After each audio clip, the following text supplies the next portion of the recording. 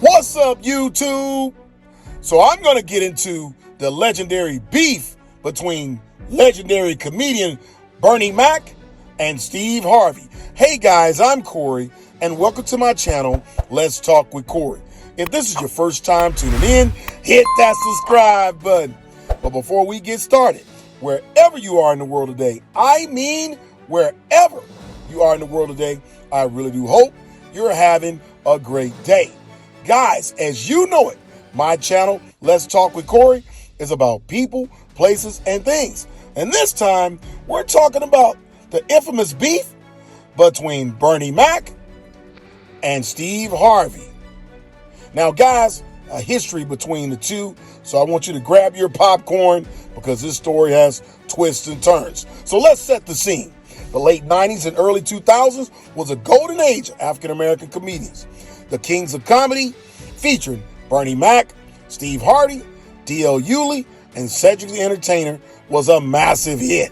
But behind the scenes, things weren't always so friendly. Now, initially, Bernie and Steve were friends. They shared the stage and the spotlight. But as their careers began to soar, tensions started to rise. Now, what exactly fueled this beef? Well, it all came down to a couple of key moments and misunderstandings. First off, there was a famous incident from the Kings of Comedy tour. Bernie Mac's style was bold, brash, and unapologetic. Steve's was more polished and relatable. Now, Bernie's famous line, "I ain't scared of you," really captured his fearless persona, but it also set the stage for some rivalry. There were whispers that Steve felt overshadowed by Bernie's explosive energy and charisma. Now then came the infamous Big Mama's House incident. Bernie was in the movie, and Steve was not. Bernie was asked about his role, and in classic Bernie fashion, he didn't hold back. He made some comments that seemed to imply he was the star of the show, which didn't sit well with Steve. Hit that subscribe button. Now, Steve, in response, felt that Bernie was being disrespectful. He pointed out that they were all in this together, and it wasn't about one person still in the spotlight. This marked the beginning of their public feud. Now, but wait. Now, Mac and Steve Harvey at various events have done things in the past, but there's more.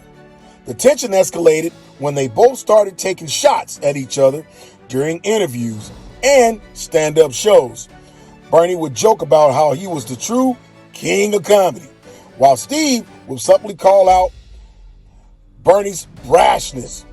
It became a bit of a game. Who could zing the other without crossing the line? The audience loved it. They were eating it up. But behind the laughs, their friendships were strained. Now, things took a turn during the comedy festival. Bernie and Steve were both on the lineup. Instead of burying a hatchet, they ended up exchanging more jabs on stage. The crowd was torn, and it became a defining moment in their feud. Now, but here's the silver lining. Over time, both comedians began to realize the importance of their shared history and the influence they had on each other's careers. Now, interviews later on, they started to hint at a reconciliation. Now, Steve once said Bernie was a genius and nobody could touch him. This acknowledgement was a big step toward mending their relationship. Now, sadly, in 2008, Bernie Mac passed away, and that put an end to any chance of a public reconciliation. Steve has often spoke about how much he misses Bernie and the impact he had on comedy. Now, in the end, what started as a rivalry transformed into a legendary part of comedy history.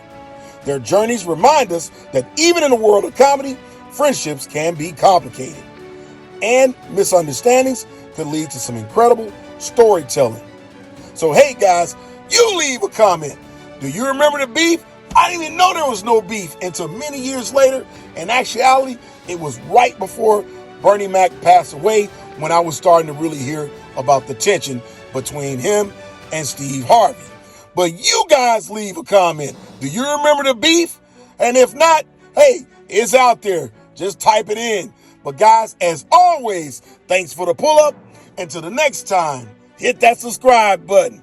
Let's talk with Corey. Let's talk with Corey. Y'all.